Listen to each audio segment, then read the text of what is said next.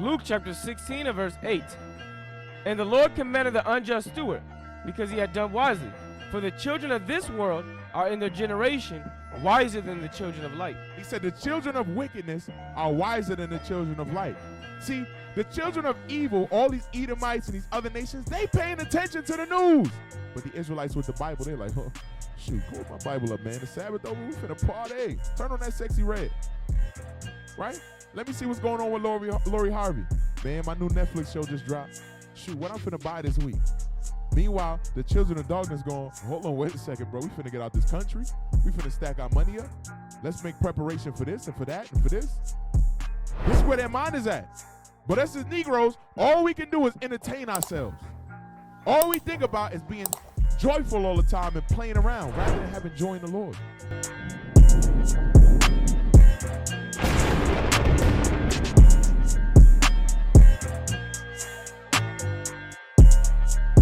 Can't be lukewarm, gotta pick a side. Who am I? True Jesus state.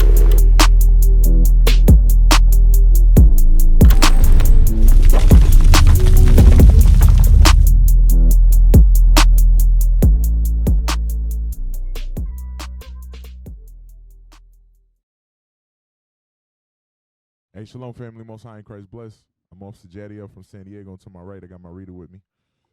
Officer Onias. Yes, sir. All right. It ain't that early, so we're going to start. 1 Peter 4 and verse 7. I was going to say it's early. It ain't early. The topic of the class is a path to peace and safety, right? A path to peace and safety. With everything going on in the world, that's going to be the first thing a lot of our people focus on is, how can I be safe? How am I going to be able to make it through everything going on? Where should my mind be at?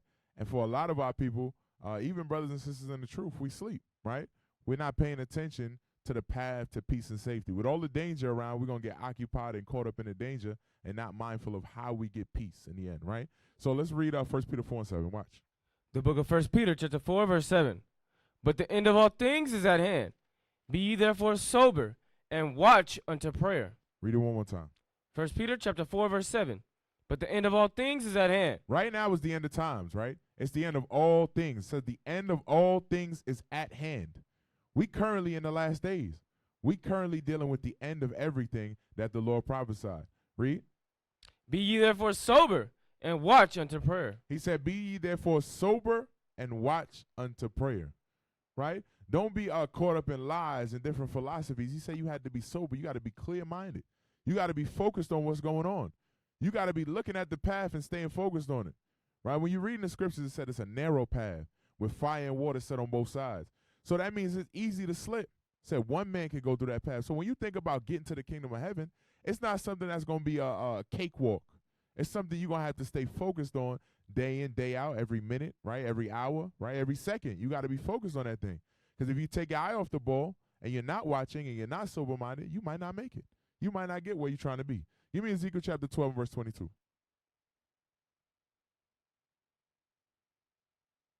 The book of Ezekiel chapter 12 and verse 22. Son of man, what is that proverb that ye have in the land of Israel, saying, the days are prolonged, and every vision faileth? This is how people think, right? Their mindset is that every vision that we bring out the Bible, it ain't happened yet. Y'all keep talking about that black Christ and that Jesus coming. He ain't came yet. Y'all keep saying this is going to happen and that's going to happen. It ain't happened yet. That's how many of our people think. That's how even brothers and sisters in the truth start to think. After you've been here 3, 4, 5 years, you're like, well, Christ ain't came back yet. So I could go off into my evil. I could do some sin. There's a path for me to do folly, because you start to get comfortable with the fact that, okay, none of this is coming to pass, quote unquote, right? Go ahead. Tell them therefore, thus saith the Lord God, I will make this proverb to cease, and they shall no more use it as a proverb in Israel. But say unto them, the days are at hand, and the effect of every vision. The Lord said, I'm going to make this cease. I'm going to make it so that when you look at the proverbs and the parables in the Bible, all of them going to start coming to pass. That's what we're going through right now. Now is the time when you're looking and you're reading the Bible and you're living the things that are written in the Bible. For many people, they're like, yo, that's never going to happen. Then we look and we say, okay, the war's happening in Israel. The Bible says that the war's going to happen in Israel. Oh, you got to pay attention. It's no longer a fairy tale. You can look on the news right now, turn on see any news network right now, you turn it on. I don't care what you turn on. They're talking about the war in Israel and Palestine. Where was that written first? In the Bible. That's the first place it was written. So the Lord said the time is now where I'm going to make everything that you thought was a game and thought was a joke and you didn't take serious and you thought it was never going to happen, I'm going to make it appear before your eyes. You're never going to be able to say what I wrote in this book is not true again. That's the time we're living in. The end is at hand. Go ahead. For there shall be no more any vain vision for flattering divination within the house of Israel. Read. For I am the Lord. I will speak, and the word that it shall speak shall come to pass. It shall be no more prolonged. For in your days, O rebellious house. For in whose days? For in your days. For in your days, in the days of you watching. He said, in your days, oh who? O rebellious house. He said, you're a rebellious house. You know why we're rebellious? Because we hear these things and we go, it ain't really going to happen like that. The Lord ain't really going to judge us like that. We believe in Deuteronomy 28. We believe that we came on slave ships. Some people, right? We believe that we need to repent and get our minds right. We don't understand that destruction right there. It's coming. Affliction and then destruction. There's some things we got to really put in our mind because we hearing these things, but we acting like the end is not at hand. So the Lord said, I'm going to stop playing with y'all. It's not going to be a far off no more. It's going to be, when you read it, you're going to look up and you're going to turn on the news and it's going to be a real thing. I got to make it touch you. I got to make it come closer and closer. Just like in the days of Noah, right? Many people thought it would never rain. Then when that first raindrop hit, I know they was panicking. They're like, what the hell is that coming from the sky? What the hell is that? The hell? Who's spitting? You know what I mean? What the hell? It's not stopping. They ain't have no umbrellas. They never experienced rain in their life, for y'all who don't know, who may be new. Water came from the ground to water the plants. It never came from the sky. So the first time a raindrop hit, the first person that felt it was panicking. The hell is that? That dude Noah ain't crazy. I'm living what Noah talked about. And then the water never stopped. So that's what's happening with Israel right now. The war started, but that's just the starting point for the end of the world. It's not going to stop. But we looking at it like it's going to stop at some point. And that's why he said we're a rebellious house. So he got to show us he not playing games. Read that verse one more time from the top. Verse 25. For I am the Lord. I will speak, and the word that I shall speak shall come to pass. It shall be no more prolonged. For in your days, O rebellious house, will I say the word, and will perform it, saith the Lord God. He said, everything I said, I'm going to perform. Give me Ezekiel chapter 33 and verse 30. We got to look at this and say, okay, the Lord's starting to act. He been acting. But what it is we wasn't able to turn on the news and see it. Some of us wasn't watching. Some of us wasn't really paying attention. He said, okay, since you ain't been watching, I'm going to put it on every channel now. I'm going to put it on every Instagram page. I'm going to put it on every TikTok page. I'm going to put it on the top of Google. I'm going to put it everywhere you could think of. At your job, they're going to be talking about it. Let's see if you still be a nigga. Let's see if when I show it and I put it right in front of your face like this, if you say, I still got time to play around. I can still play these games. I don't got to get right. I don't got to think about it. I can ignore it. I don't got to watch and pray.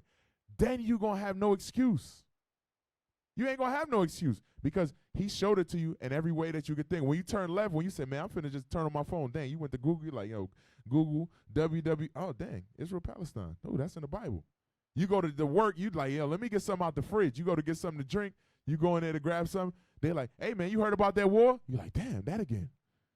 You come in a body, brothers and sisters like, yo, you see what happened with Israel and Palestine? Dang, they're talking about it again. That's how the Lord said I'm going to have to make it in those last days. He did it with COVID, right? He made COVID something you couldn't stop talking about, and now he's doing it again with this war. And when the destruction comes near and near, you ain't going to have an excuse for why you wasn't paying attention. Read Ezekiel 33 and verse 30. Ezekiel chapter 33 and verse 30. Also, thou son of man, the children of thy people still are talking against thee by the walls and in the doors of the houses, and speak one to another, every one to his brother, saying, come, I pray you, and hear what it is, the word that cometh from the Lord. So many people, they like to come watch class. They like to get entertained by the scriptures. They're like, yo, listen to what Bishop said. It was heavy. You heard that breakdown? Oh, snap. That's how people view the Bible. It's a source of entertainment. Some of y'all just don't like being by yourself on a Sabbath day. You don't like being home alone. So you come, you like being around people. So this is a way for you to be social. So this is how our people were. They just wanted to come around. They wanted to be social with people. They wanted to laugh and joke and spend time with each other. not realizing what's being said out this Bible is going to come to pass. This ain't a social club. This ain't, let's get as many followers as we can so we can preach a message and we can have fun and empower each other, right? This ain't a party. That's how our people thought of things. So they would come together and they think it's a party. Yo, we're going to turn up. We're going to turn up. They're going to read the Bible. We're going to hear some deep breakdowns. It's going to be fun. Keep reading. And they come unto thee as the people cometh, and they sit before thee as my people. They come and they sit before the prophets as Israel. Go ahead. And they hear thy words. They listen to the Bible. Go ahead. But they will not do them. But they don't do anything that the Bible says. They're like, yo, that's real entertaining. I like how that felt, man. You heard that? You heard when Bishop said this? And then a week later, you forget what was said for you to do. You're like, yo, that was heavy. But what you doing about it, bro? Shoot, nothing. Really? I mean, shoot, that class was just heavy. You know, he was talking about being covetous. I'm covetous, but, you know, finna go to work tomorrow. Forget the Sabbath. I need to make money. Go ahead. For with their mouth they show much love. With their mouth they say, yo, that was fire. I love what the bishop brought out. I like that camp video. It was hard. Man, I like that class. The prophecy in it, it was deep. Deep. Many brothers come on. They don't come to the school in person. I'm sure y'all know of a brother or a sister. They online, they comment every week. They send all the comments up. They in the chat, commenting. But they show up to the school once a month. Ridiculous. Maybe once every 2 months. Huh? They love it. It's entertainment. It's like watching their favorite movie to them, like turning on Netflix. Ooh, let me see what's on Netflix now. But this ain't Netflix. This ain't HBO Max, right? This ain't YouTube TV. This ain't Sports Center. This is, you're going to keep the commandments and get peace and safety, or you're not going to keep them and you're going to die here in Babylon.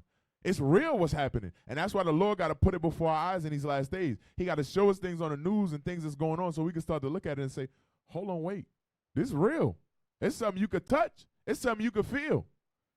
I'm telling you, when that first dude got taken on the slave ship, right, his mindset had to go, oh, snap. Hold on, wait a minute. Damn, I'm getting my behind whooped. The Lord was not playing. He ain't playing with us. That's what we got to realize. The Lord ain't playing. He ain't playing with Babylon. He ain't playing with us. The Lord said, everything I said I'm going to do, everything I said I'm going to destroy and conquer, I'm going to do it. This ain't for your entertainment. This is a real talk. I'm going to keep my word. Go ahead. But their heart goeth after their covetousness. Read. And lo, thou art unto them as a very lovely song. You like their favorite R&B singer. You like Usher singing, you don't have to call. Huh? You like Marvin Gaye to them. You a lovely song. Aretha Franklin. Some of y'all like Kirk Franklin. Hopefully not. Damn. Huh? I hope not. I went too far? It's early. Hopefully y'all don't like Kirk Franklin, right? Not too much. But the point I'm making is, it's like a lovely song. It's like your favorite R&B singer saying something that soothes you. That's what the Bible is to you. Go ahead. Of one that hath a pleasant voice, and can play well on an instrument. For they hear thy words, but they do them not. They hear them, but they don't do them. It's like when you hear a gangster song, you're like, oh, he was shooting and killing. You don't go shoot and kill. That's how you treat the Bible. You're like, man, they talking about all them laws. This sound good. I'm not finna do that, though. That's not what I do. I'm me. That Bible is that Bible. This is a good song. It sounded good. You leave the Sabbath and forget immediately what came out. You don't even review your notes during the week. That's how you know it's entertainment to you. When you come and you get the notes and you write them down all week because everybody else write notes, you want to fit in, right? You want to be a part of the social club. So you write your notes. You go, okay, let me take my notes. Then the week go by. You don't even look at your notes. Why'd you write them? The purpose of note-taking is for you to review them. That's the purpose of note-taking, right? If I write something down, it's for me to go look at it again. But many of us, we just take the notes because we're like, hey, man, it's cool because everybody else doing it. I don't want to be the one left out. I don't want security to get on me. In reality, it's just a lovely song to you. It's like you don't remember the lyrics. I go back, I say, yo, what you saying in that chorus? You make up your own lyrics, right? She's 5'2". Make up your own lyrics. You don't know what the song's saying. Some of y'all that know Lord, y'all know what I'm talking about. That's a debate. Did he say 5'2" or 5'2"? Y'all don't know. Y'all don't know the lyrics. You just sung the song however you felt like the song needed to be sung. And that's how you treat the Bible. Go ahead. And when this cometh to pass, lo, it will come. Then shall they know that a prophet have been among them. He said, lo, it will come. Everything I wrote about is going to happen. Then you're going to know a prophet's been among you. Then you're going to have to revisit what went on. The notes you didn't pay attention to. The fact that the Bible was coming out, you didn't pay attention to prophecy. You was like, yo, it's probably not going to happen. It is what it is, right? Here's some examples, right? Let's get Jeremiah chapter 51 real quick, 25. Because these things are coming out. The Lord said they're going to happen, and we walking around oblivious. Shalom. Hey, bruh. Hey, sis. You've been watching for a whole 15 minutes. You still ain't subscribed yet? Go ahead and hit that button down at the bottom of the page. All right, I'm going to shut my black lips. You get back to the class. Most High in Christ bless. Many of us as a people, we walking around oblivious. I mean, the average Negro right now is concerned with Lori Harvey breakup with Damson Idris or whatever that dude name is from Snowfall. That's what I seen Negroes talking about last night. Again? That's what yeah, Lori Harvey is a thought for the world, so you know. Repent. That's what they said. They said she took down the pictures of the brother and she on to the next. The point I'm making, though, is that's what our people concerned about. They know that, but they don't know that people went to visit Turkey from the U.S. They don't know that that's happening. They don't know about the uprisings that's happening here. They're not paying attention to none of that. They just on TikTok scrolling through, singing Ski. That's what they singing. That's a sexy red song for you that don't know. Yeah, I know you don't know. I'm letting you know. Because I pay attention to the Negro. I got to know where the Negro mind is so I can get them out the gutter, and I got to know what's going on prophecy-wise. Got to pay attention to both. Got to get you Negroes out the gutter. Get you to repent and realize you Israelites. All right, go ahead, read what you got. Jeremiah chapter 51 and verse 25. Behold, I am against thee, O destroying mountain. The destroying mountain in this verse. Let's go to Revelation chapter. Actually, finish the verse. Let's read it. Saith the Lord, which destroyeth all the earth. The Lord is going to destroy all the earth, right? Go ahead. And I will stretch out mine hand upon thee, and roll thee down from the rocks, and will make thee a burnt mountain. Pay attention to that part. The burnt mountain, right? He said the destroying mountain, and he called it a burnt mountain. Revelation 18 and verse 8. Revelation 18 and verse 8. He said it will be a burnt mountain. This is prophecy, right? That's happening, and that's starting to take place on the earth that we're not paying attention to. Go ahead, read that. Revelation chapter 18 and verse 8. Therefore shall her plagues come in one day, death and mourning and famine, and she shall be utterly burned with fire. It says she shall be utterly burned with fire. Go ahead. For strong is the Lord God who judgeth her. Jump over to Revelation 17 and 16. Who is that destroying mountain that will be burned with fire? It keeps making reference to being burned with fire. That mountain is talking about the USA, the government of America. The United States is going to be burned with fire. We watching the things that are happening right now is leading up to it. If you're paying any attention to what's going on in the news, you see it happening. You see uprisings left and right. You see infighting. You see countries turning against the U.S. It's going down. All praise to the Most High. It's going down. Read that. Revelation chapter 17 verse 16. And the 10 horns which thou sawest upon the beast, these shall hate the whore, and shall make her desolate and naked. The 10 horns is referring to the EU. It said the 10 horns, right, shall hate the beast, which saweth the beast, these shall hate the whore, referring to America. Go ahead. And shall make her desolate and naked, and shall eat her flesh, and burn her with fire. Give me Revelation 8 and 8. Said they shall burn her with fire. So these nations are going to turn against America. Watch what it says, Revelation 8 and 8. We kept reading that it was going to be burned with fire, burn with fire, burn with fire, right? That's the point I'm making. Now read this, watch. Revelation chapter 8 and verse 8. And the second angel sounded, and it was a great mountain burning with fire. It was a great mountain burning with fire. A great government. The greatest government on the planet as people view it. The greatest country. The land of milk and honey, as many people call it. It was burning with fire. That's what he saw in his vision. Go ahead. And as it were, a great mountain burning with fire was cast into the sea. And the third part of the sea became blood. All right, go back to Jeremiah 51 and 25. So the great mountain in this is referring to America, to Babylon. Babylon burning with fire. Go ahead. 51:25. Jeremiah chapter 51 verse 25. Behold, I'm against thee, O destroying mountain, saith the Lord, which destroys all the earth. And I will stretch out mine hand upon thee, and roll thee down from the rocks, and I will make thee a burnt mountain. Go ahead. And they shall not take of thee a stone for a corner, nor a stone for foundation, but thou shalt be desolate forever, saith the Lord. Set up a standard in the land, blow the trumpet among the nations. So he says, set up a standard in the land. Give me Isaiah 13, 2 and 3, right? The standard is being set up. The Bible is being taught by the prophets of God. We're going to read Isaiah 13, 2 and 3. Watch. The book of Isaiah, chapter 13 and verse 2. Lift ye up a banner upon the high mountain. Exalt the voice unto them. Shake the hand. So when you go out and teach the Bible and say, you got to repent, America. You got to repent, you brothers and sisters out here shaking your behind, right? Smoking weed, drinking, clubbing on Friday, cheating on your wives, cheating on your husbands. When you start to shake your hand, America, you're the one who go and blow everything up, but at the same time, you're trying to tell us to have peace. You're trying to tell us to be united, but you destroy every other country. This is shaking a hand. This is lifting up the banner, showing the people that this place is a place of sin, that this is the man of perdition, that this country is an evil country. And regardless of what they tell you and portray to you, they're not a place of peace. This is not the land of milk and honey. So it says, shake your hand at them. Go ahead. That they may go into the gates of the nobles. He said, do it until they go into the gates of the nobles, until they go to the leadership of the country and they say, we got to get rid of these niggas.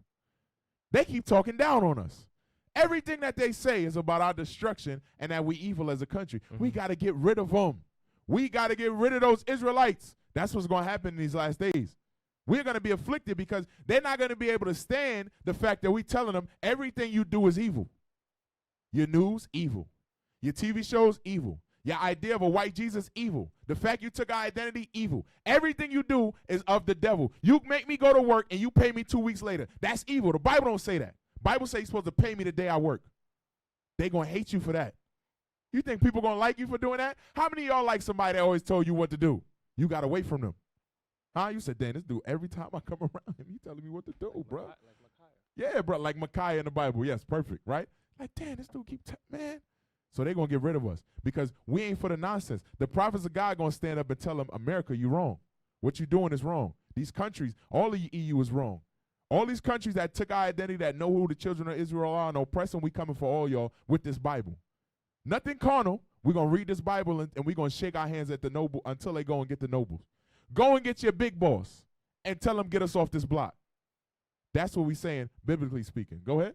Verse 13. I have commanded my sanctified ones. The sanctified ones is going into us, the prophets. We've been cleansed with the Bible. We've been given a new mind to go out and teach the words of God. So now that we learn the words of God, we go and we shake our hand at the nobles. Go ahead. I have also called my mighty ones from mine anger. The mighty ones is referring to the angels. So after we go and teach the Bible, the angels now get activated. We read the prophecies on the street and tell the people, this is what's going to happen. And then after the prophets say it, just like we read in Ezekiel chapter 33, these things come to pass. These ain't regular classes y'all watching. Y'all think these just classes. Y'all think it's entertainment. Nah, imagine if Netflix has some on Netflix that say, yo, tomorrow there's going to be a bomb. It's going to hit your city. It's going to blow everything up. You watch it on Netflix, and then you go outside tomorrow, and a bomb hit the same place that was in the movie. You'd be like, damn, Netflix different. You would take Netflix real serious. You'd be scared to watch Netflix. You wouldn't play around. Everything in Netflix, you'd be watching. You said, what corner was that on? You rewind it. Let me rewind it because they showed the corner that the dude died on. Let me write it down. It would be clear to you that the Lord wasn't playing games or that Netflix was prophecy, so to speak. So that's what this Bible is. This Bible is prophecy that when you hear it, it's going to come to pass. Because when it's taught by the prophets, then he has to activate his angels. So the Lord cannot be a liar on this earth. Don't look at this like it's a game. Keep reading. Even them that rejoice in my highness. All right, jump back to where we was at. Go back to Jeremiah 51. Jeremiah chapter 51, verse 27. Set ye up a standard in the land. Blow the trumpet among the nations. Prepare the nations against her. Call together against... The nations will be against her. That's what we got to understand. All these nations are going to come against America. Read. Call together against her the kingdoms of Ararat. Ararat is referring to Turkey. We're going to get into that. Turkey, go ahead. Many is Armenia, go ahead. And Ashkenaz, which is Germany. Go ahead. Appoint a captain against her. Cause the horses to come up as the rough caterpillars. All right, let's get that article real quick. Let's get the first one. Let's see what you got for me. Watch this. It says, cause Turkey to come against her, right? The Lord is getting the nations ready to come against her. But what we'll do is we will see these things going on, and we'll read them out the Bible, and we think the class is just coming out as fairy tales. Remember what I said. The prophets speak, and then things have to start happening on the earth. But if you ain't watching and pay attention, it's gonna be like it's gonna keep slapping you in the face. Like, oh dang, it just came from this 1 week, and now next week it's all the way at war. You gotta understand, war is built up. That's what's happening on the earth. War is building up. You got me? Yes, sir. All right, let's start at the beginning. Freedom convoy to U.S. military base in Turkey calls for Gaza ceasefire. So Turkey, the U.S. is saying, I want a ceasefire. Maybe if I go to Turkey, they'll help us out, and we'll have a ceasefire. Maybe we can get on the same page. We can get them to calm down in that region. Go ahead. Protesters hope to pressure the U.S. over its support for Israel's war, with Turkey taking a firm pro-Palestine stance. So Turkey is on the side of Palestine. Mm-hmm. The U.S. is on the side of Israel. Keep reading, watch. Istanbul, Turkey. A freedom convoy for Palestine is on its way from Istanbul to United States military base in southern Turkey, in solidarity with the people of Gaza as Israel wages war on the besieged enclave. Read. Cars and vans displaying Palestinian and some Turkish flags departed from Istanbul's Atatürk Olympic Stadium on Friday morning and headed to the city of Adana, where the Incirlik Air Base is located. Scroll down. The Humanitarian Relief Foundation, the Turkish nonprofit that organized the event, said hundreds of vehicles were driving towards Turkey's capital, Ankara, on Friday afternoon, with many protesters expected to join as the convoy stops in cities along the way, covering nearly 1,000 kilometers. Convoys departing from 3 other Turkish cities, Kahramanmaraş, Kayseri, and Van, were also expected on Sunday to reach Adana, where the demonstrators plan to encircle the Incirlik Air Base to protest against U.S. support for Israel and to call for a ceasefire in Gaza. So the people there are like, we want a ceasefire, right? There's some people that's protesting for a ceasefire. They want the war to stop. Scroll down now. Watch. Watch what it says. Watch what it says. Watch this. Turkey has taken a firm position critical of Israel's actions. President Recep Tayyip Erdogan called off a trip to Israel in late October over what he described as inhumane war on Gaza. So the president of Turkey said, yo, they ain't right. He won't even visit Israel. You think he want peace? Go ahead. Keep reading. Addressing a large pro-Palestinian rally last week, Erdogan also called Israel an occupier. So he called Israel an occupier. That's his mindset when it comes to Israel now. Remember what the Bible says, Turkey was going to come against the U.S. That's what it says, prepare them to come against the U.S. That's what it says when it says Ararat. Read that verse again real quick. Don't drop the article. Read the verse. Jeremiah chapter 51 and verse 27. Set up a standard in the land. Blow the trumpet among the nations. Prepare the nations against her. Call together against her the kingdoms of Ararat. Ararat is referring to Turkey. That's what it's referring to. Read the next part right here. Up here. On Saturday, Turkey recalled its ambassador to Israel for consultations, citing the unfolding humanitarian tragedy in Gaza and Israel's unwillingness to work towards a ceasefire. Okay, so the U.S. is coming and saying, let's try to figure out how we could get a ceasefire. But the president is saying they are occupied, they're of the devil, right? You could drop this article now. Now give me the video. Give me the video. So watch what happens. Watch what happens. Anthony Blinken, right, which is the Secretary of State in the U.S., if you don't know, he went over to Turkey. Okay, hit play. U.S. Secretary of State Antony Blinken's in the Turkish capital Ankara on his latest diplomatic trip of the region.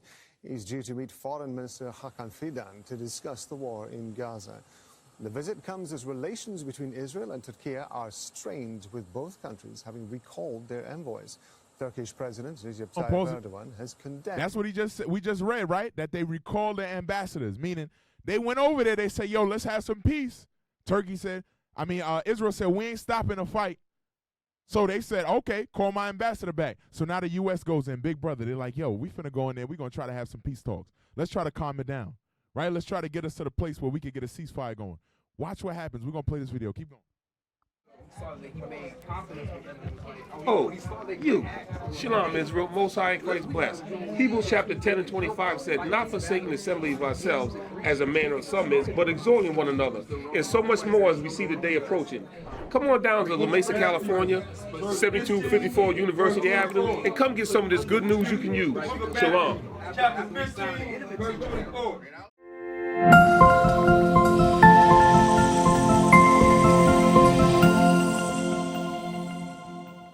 has condemned Israel's attacks on civilians in Gaza. I'm joined now by Result Serdar, who's in Ankara. It seems as though both Turkey and the US positions are quite far apart. Relations between Turkey and Israel have clearly broken down. What can Antony Blinken hope to achieve with this?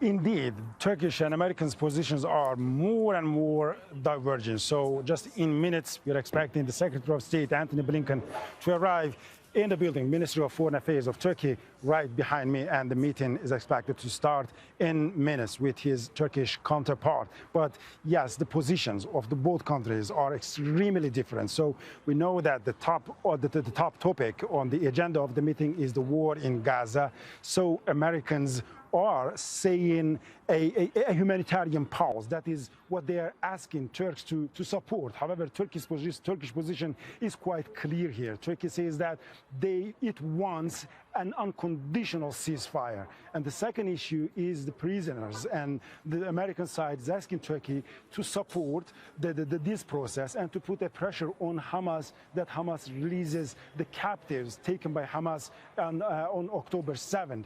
But Turkish position here is quite different than the American position. Turkey says that the exchange of the prisoners must be mutual. So Hamas releasing the Israeli captives and Israel releasing the Palestinian prisoners. So we see that there are several issues that the positions are diverging here. But there is another side of story today that's happening in Ankara today. So it is the cold treatment from Turks toward the Secretary of State, Antony Blinken. Just after midnight, he has landed in Ankara, and there was not any high-level Turkish diplomat receiving him at the airport.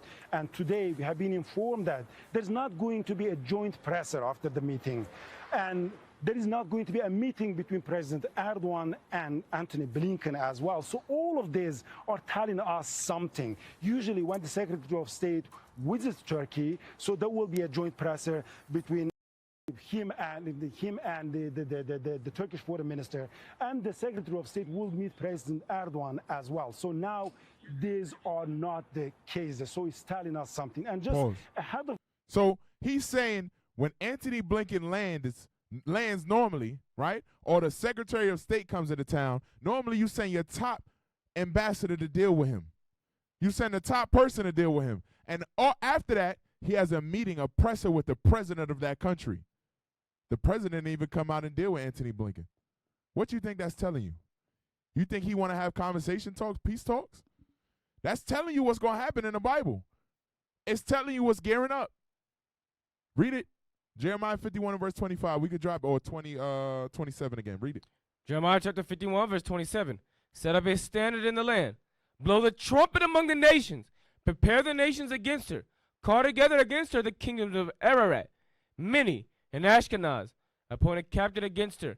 Cause the horses to come up as the rough caterpillars. Read. Prepare against her the nations with the kings of the Medes. The kings of the Medes is referring to Iran and Iraq.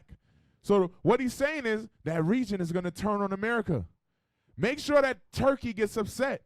As Turkey starts to build itself up and prep itself and have in its mind, hey, America's against us. They against pro-Palestinian. They're with the occupier. We're going to fight them. Then Iran and Iraq's going to say, you know what, let's rise up. Let's get them. Let's gang up on them together. If we all take them together, we could beat the bully off the block. That's what their mindset is going to be. The Bible is showing you what's going to happen in the last day, and we could turn on the TV and see they don't even want to come have a meeting with the U.S. no more. Read. The captains thereof, and all the rulers thereof, and all the land of his dominion. And the land shall tremble in sorrow, for every purpose of the Lord shall be performed against Babylon, to make the land of Babylon a desolation without an inhabitant. Now it called the mountain Babylon, against Babylon. Psalms 137 and verse 7. Why did it call it Babylon? Babylon, right? Because I read earlier, I was saying earlier that it was the U.S., right? In the scriptures, there's a term that's used for the United States of America. Let's read that. The book of Psalm, chapter 137, verse 7. Remember, O Lord, the children of Edom in the day of Jerusalem, who said, race it, even to the foundation thereof. So today in the U.S., the so-called white man, he's known as Edom, and he dwells here, right? He's the one, And in old time, he destroyed us. He said, raise it, destroy them, destroy the Israelites. That's his mindset today. What does the Lord call them, though, in verse 8? Go ahead. O daughter of Babylon, who art to be destroyed. He said, Babylon, the daughter of Babylon, the United States of America, you ought to be destroyed. That's what we just read in Jeremiah. The U.S. is the daughter of Babylon. They have the same mindset. They have the same mindset in terms of ruling over us, oppressing us, killing us, ruling in power, and the Lord refers to them as Babylon, the daughter of Babylon. Go ahead. Who art to be destroyed. Happy shall he be that rewarded thee as thou hast served. Happy shall he be that taketh and dasheth thy little ones against the stones. He said, you're going to have joy to destroy their little ones, dash them against the stones because of what they've done to you, because of how they oppressed you, how they destroyed you.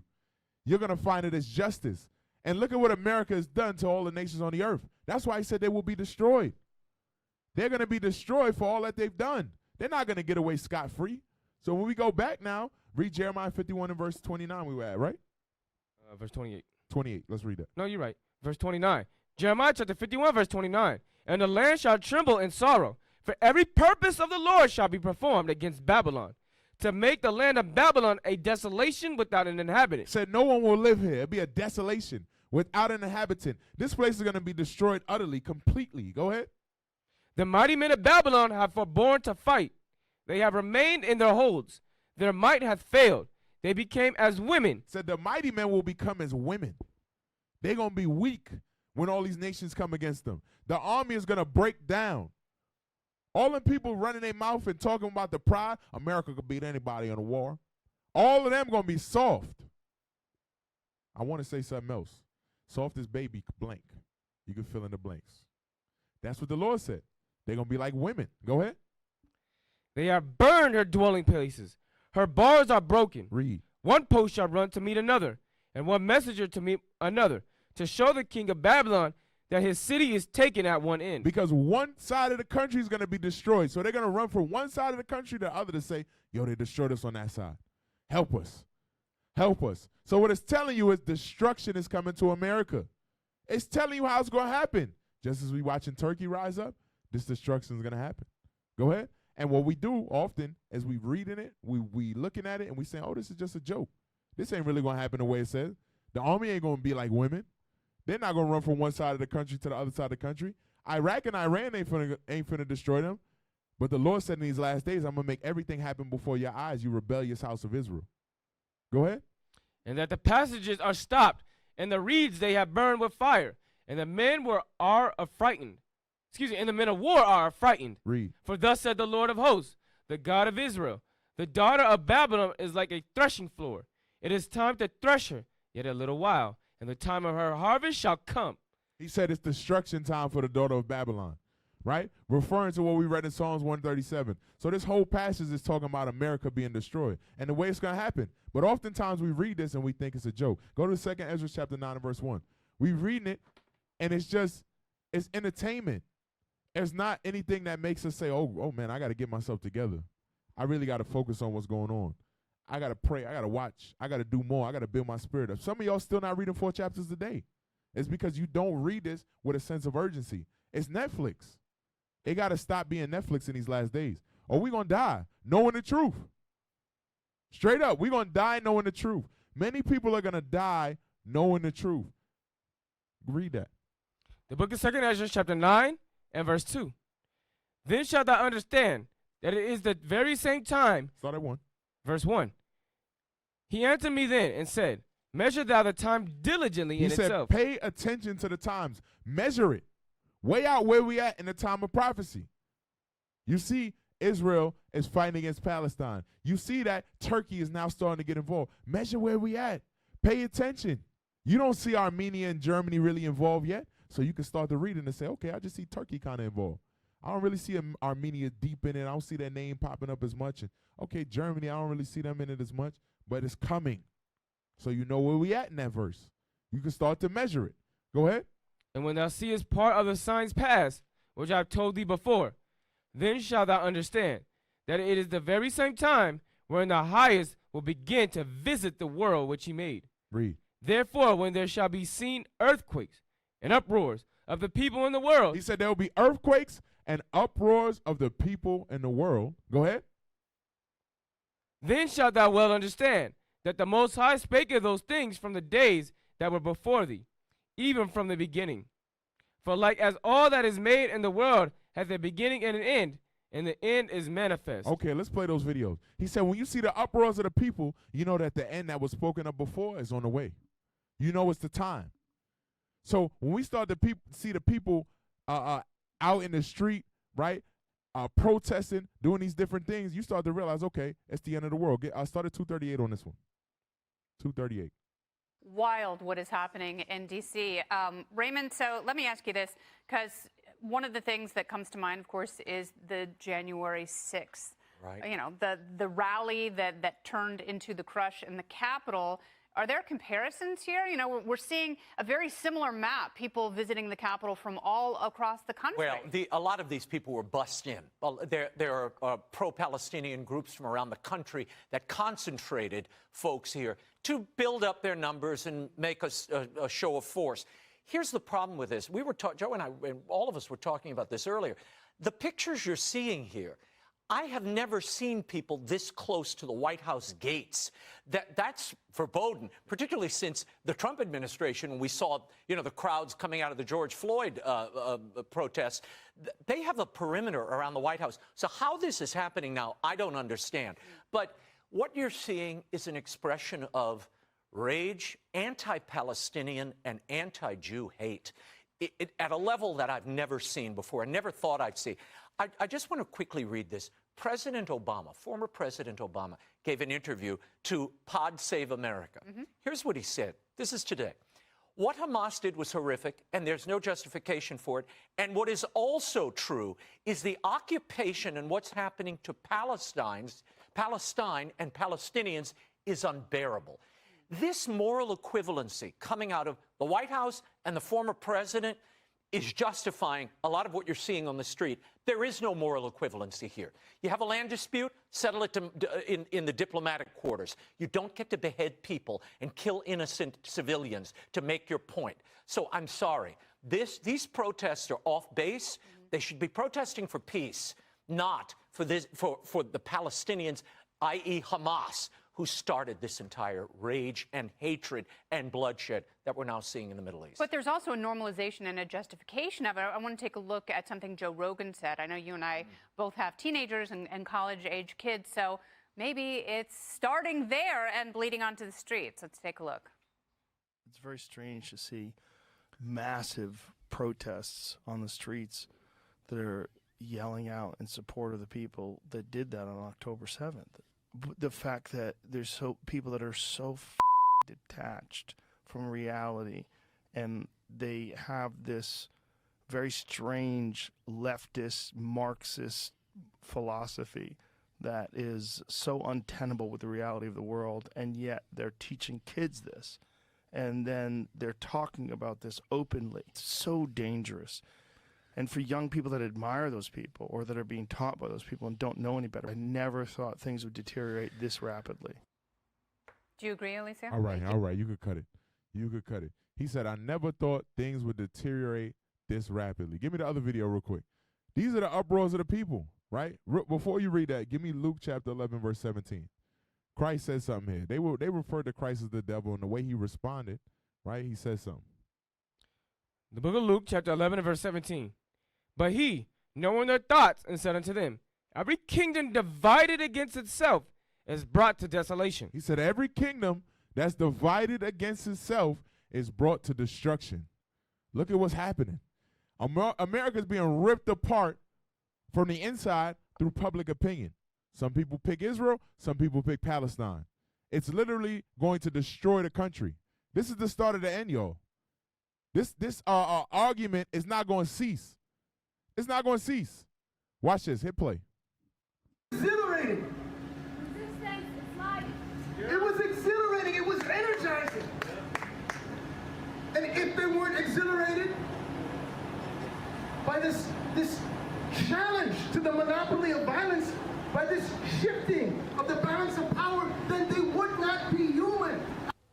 now it's gotten even worse. Graphic, homicidal, anti-Semitic posts, which we won't show here, were made on a university forum, threatening Jewish students at the school's kosher dining hall. Cornell Heller was forced to release this statement urging students to avoid the building out of an abundance of caution. And so I look at what's happened on college campuses, Jackie, and we've heard over the course of the last 5, 6, 8 years about college campuses wanting to create safe spaces and safe zones for their students.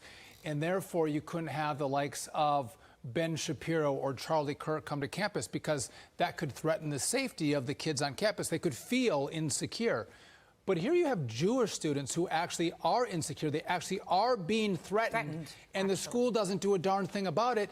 It shows that they're not really concerned about the safety of the students on campus. This was all about politics and shutting down conservative speakers because they didn't want their students to hear the other side of the story. Well, here with some reaction, Sean, we've got Cornell students and co-presidents of the Center for Jewish Living, Molly Goldstein and Jeremy Zarge. Good to have you both with us. Molly, I'll go ahead and start with you because as an alum of Cornell University, when I hear those remarks from the professor, when I saw that post literally going after Jews on campus, my heart, just fell to pieces. I cut it off. I didn't want to hear them. I just want to get right up to the point where they talking. We're going to cut them off. We don't want to hear them. Luke chapter 11, verse 17. Yeah, you get no playtime, Esau. The brother talked about Palestine. He lost his job. Now you have the students on campus even fighting. So it's showing you, even the college campus is a war zone right now. There's a difference in opinion. And what it's saying, Luke 11, 17. Luke chapter 11, verse 17. But he knoweth their thoughts, and said unto them, every kingdom divided against itself is brought to desolation. Read. And a house divided against a house falleth. It cannot stand. Read the next verse. Watch what it say. If Satan also be divided against himself, how shall his kingdom stand? Because ye say that I cast out devils through Beelzebub. So the point I wanted there is what? If the kingdom is divided against itself, it cannot stand. It cannot stand. That's what we got to look at. When you look at this country right now, it's not together. They're divided. The college campus is divided. The regular office is divided. And you just sitting back as an Israelite knowing the Bible saying, ooh, I'm just waiting to get my land back. That's what's happening. You watching infighting all around you. Eventually, they're going to turn on us Israelites and they're going to come after us. But the point I'm making is these things are happening to show you that the end is coming. All of this is signs for you. Give me Luke chapter 21 and 36. That's why Christ said this, Luke 21, 36. The book of Luke chapter 21, verse 36. Watch ye therefore, and pray always, that ye may be accounted worthy to escape all these things that shall come to pass, and to stand before the Son of Man. So he said, watch, pay attention. Pay attention so in these last days you can stand before the Son of Man when he comes. You don't want to be the one that had your eyes closed. 1 Thessalonians 5 and 1. You don't want to be the one that was asleep. As all the destruction and the chaos was going on, you was just watching TikTok. You was entertained. You was watching your favorite Netflix show. You had no clue what was going on. Instead of spending the majority of your time watching and praying, you spending the majority of your time entertaining yourself. It's time we wake up. We got to stop being being ignorant, right? We got to stop being ignorant. We got to wake our minds up and say, okay, I'm done being a Negro. I'm going to be an Israelite. The Israelite watch and praise. They pay attention. They don't just entertain themselves and give themselves pleasure and dopamine hits all the time. They focus on what's going on in the world, and they're mindful about what's going on so they can move appropriately. Read that, 1 Thessalonians 5 and 1. 1 Thessalonians chapter 5 and verse 1. But of the times and of the seasons, brethren, ye have no need that I write unto you. See, Paul said you have no need that I tell you of the times and the seasons. Go ahead. For yourselves know perfectly that the day of the Lord so cometh as a thief in the night. You know Christ coming back. You Israelite. You know he coming. The rest of the world don't know, but you know he coming. You know he coming like a thief in the night. I ain't going to write that on paper for you. You understand that. That's what he's saying. Go ahead. For when they shall say, peace and safety, then sudden destruction cometh upon them, as travail upon a woman with child, and they shall not escape. When they talking about we're going to have a peace treaty, right? And we're going to get things together. Psalms 55:20. Esau's the devil. Esau always say they going to have peace. They tell you right now we at peace. We ain't got war with nobody, and they bombing somebody right now as we speak. That's what the U.S. doing right now. As they telling you peace and safety, and you dwell in your country, you going to work, so on and so forth, and they tell you, yo, we gonna have an agreement, we gonna have a ceasefire. They like, yo, when we get over to Turkey, let's figure out how we could bomb they behind. Let's figure out how we could destroy Turkey. They said peace and safety, but they moved a submarine over into the waters over there with a nuclear missile on it. They moved a couple Navy ships over there with destroyers and aircraft carriers because they're getting ready for war. But at the same time, they're having peace talks. That's how this country is. Read Psalms 55 and 20. Psalm chapter 55 and verse 20. He hath put forth his hands against such as be at peace with him. Uh-huh. He hath broken his covenant. He put his hand forward and say, yo, let's shake on it. We had peace. Then he destroy you. You say, okay, now their guard is down. Bomb their ass. they thought we was cool with them. They thought I was with them. They're like, hey, yo, where your bathroom at? Where your bathroom over there? Okay, I'm finna go in. Then they come out the bathroom with an AK-47, blow everybody head off in the house. You like, damn, I let you take a number 2 in my house. The good bathroom, too. I told you go upstairs. Not even the one downstairs, the little corner bathroom. I said go upstairs, the good bathroom with space in it. And you go up there, you come down, shoot me. You shoot me, the kids, everybody. You sit down on the living room on the couch and say, what we watching now? Huh? What you had cooking for dinner? That's how Esau get down. Keep reading. The words of his mouth were smoother than butter. They were smooth. They say, yo, we just want peace, man. We just trying to talk it out. I don't really want no problems with you. If anybody ever been sucker punched, right? That's how it go. Yo, I'm cool. I'm good. I'm chilling. Bow. It's sudden. They smooth. They smooth when they talk to you. You think they go on your side. Go ahead. But war was in his heart. That's what's going on right now. So when they say peace and safety, no, destruction coming. Jump back now. War is in their mind. That's always in their mind. You think what? The Lord said their gift is the sword. They ain't talking about no damn peace. Peace of your country. I want peace of your house. I want peace of your women. I want peace of your money. I want peace of your resources. That's the peace they talking about. Peace of everything. Give me peace of everything. When they say peace, change the EA to IE. I want that type of peace. I want a piece of everything you own. That's what Esau talking about. Read that. 1 Thessalonians 5 verse 3. 1 Thessalonians chapter 5 and verse 3. For when they shall say, peace and safety, then sudden destruction cometh upon them, as travail upon a woman with child, and they shall not escape. It comes like a woman that's having a baby. It pokes. If the baby is starting to push, the woman's dilating. It come over time. She push, contractions over time. So eventually, the baby gonna come out. That's what this destruction is going to look like. It's going to be a war here, then it's going to calm down, then it's going to ramp back up, and eventually it's going to be closer and closer. That's the process that we're going through right now. So when you see these signs happening, you got to be paying attention. Just like when a doctor, if any of you had a child, you know the doctor come in and say, how many centimeters is she? Is she ready to have the baby? Oh, she's not ready to have the baby. The doctor might leave. Doctor might be gone for 40 minutes. You're ribbing there laying down. You're like, okay, damn, my rib taking a nap. What the hell going on? Where the doctor at? Doctor come back 40 minutes later. She good? Okay, that many centimeters? All right, I'm out. I'm finna go over here. I'm finna go holler at another patient. Y'all call me back when y'all need me. That's how the doctor get down. They leave somebody else in there to check. So when it comes to destruction, the Lord doing the same thing. He letting it happen over time. And when it comes, it's going to be quick and sudden. Go ahead.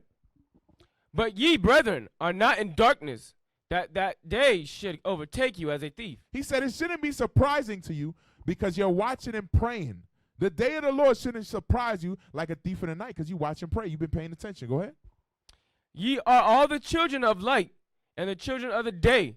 We are not of the night nor of darkness. So he said, ye are all the children of the light and of the day. We are not of the night and nor of the darkness. Give me Luke chapter 16 verse 8. But what's happened to us, we not of the darkness. But what's happened to us in these last days, when we coming out of the world as Negroes, there's something that Christ said about this generation of the children of light. Read that. Luke chapter 16 and verse 8. And the Lord commanded the unjust steward, because he had done wisely.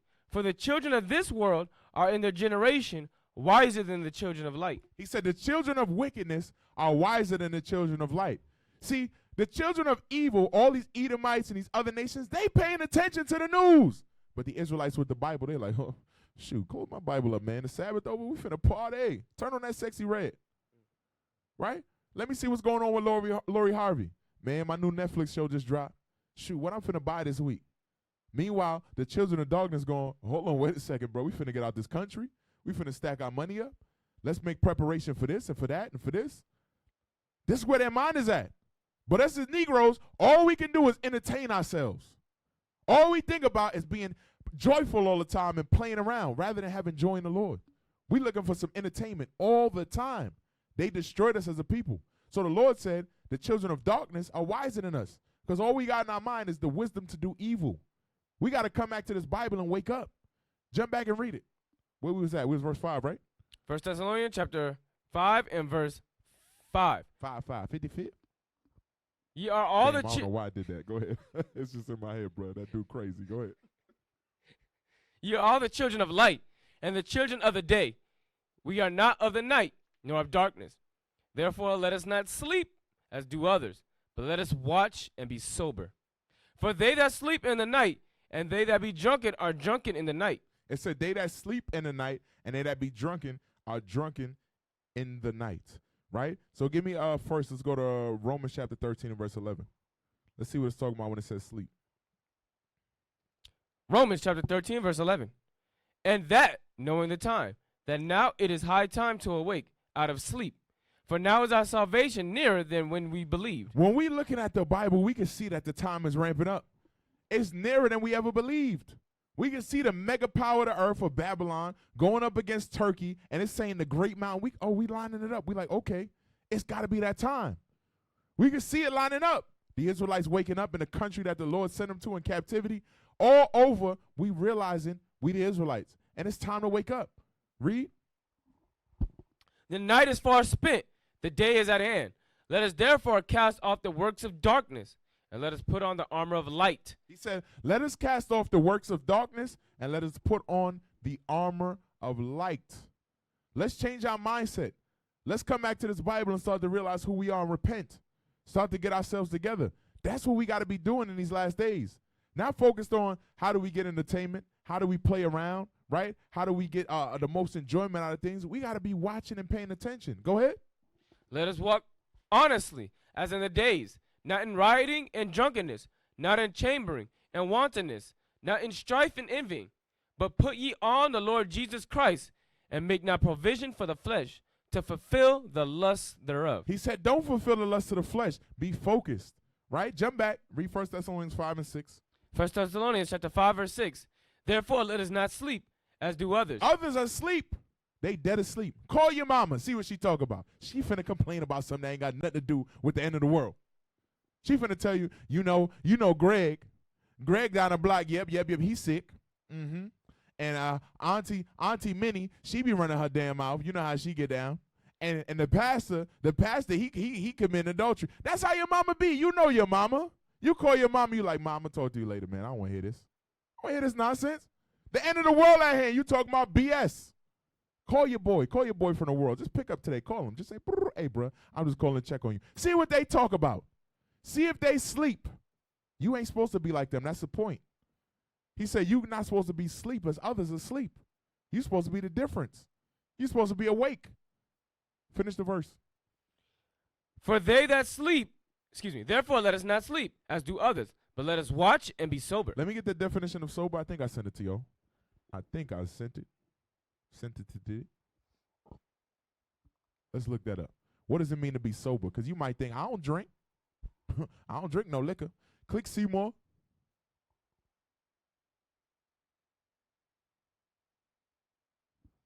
Go ahead. 4, yep.